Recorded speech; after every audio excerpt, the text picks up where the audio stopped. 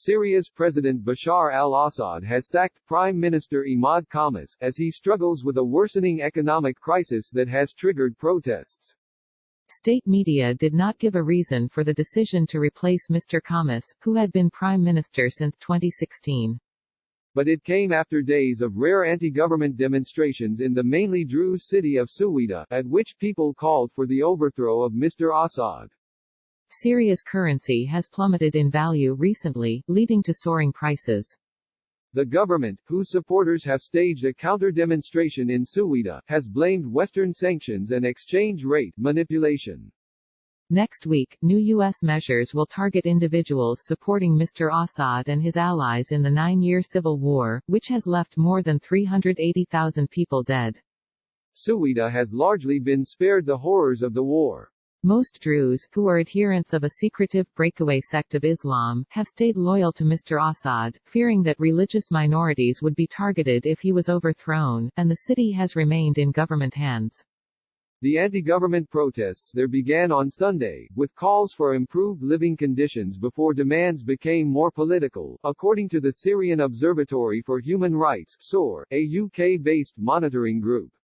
Video broadcast by local news outlet Suwayda 24 showed crowds chanting, "The people want the fall of the regime," and "Down with Bashar al-Assad," echoing the chants heard at the start of the uprising against the president in 2011. The demonstrators have also called for an end to corruption and the withdrawal of Iran-backed militiamen and Russian troops, who have helped the government regain control of most of the country. The SOR said there also had been talk in the government strongholds of Latakia, Tartus and Homs about the departure of Assad as an option to improve the situation. That would have been prohibited in the past, it added.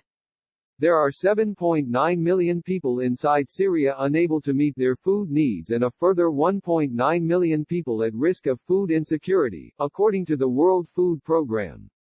Last month, the UN agency said the price of the national average food basket in Syria had risen by 111% year-on-year, reaching the highest levels since the start of the war.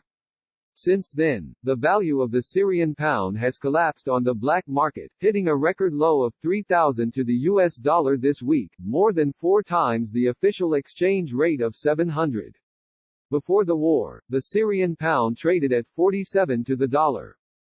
Analysts say the economic crisis in neighboring Lebanon has had ripple effects in Syria in recent months, with the decision by Lebanese banks to restrict the release of money from bank accounts greatly reducing the supply of US dollars in Syria and causing the black market exchange rate to skyrocket.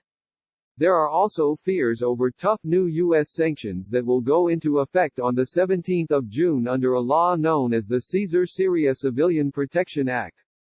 The sanctions will target any foreign person who has knowingly provided significant financial, material, or technological support to the government of Syria, or to a foreign person operating in a military capacity inside Syria on behalf of the governments of Syria, Russia or Iran.